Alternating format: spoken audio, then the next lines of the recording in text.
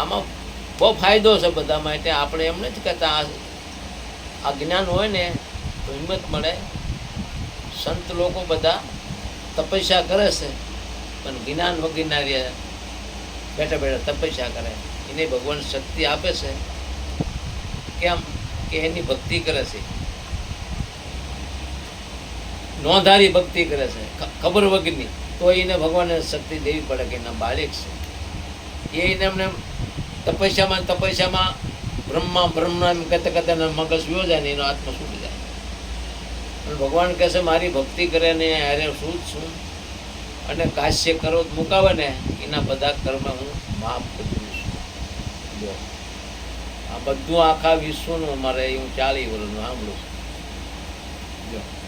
એને માફ કરી દઉં છું કે એનું શરીર મારા કારણે સોંપી દેશે, એના કર્મનો માફ કરી દઈશ.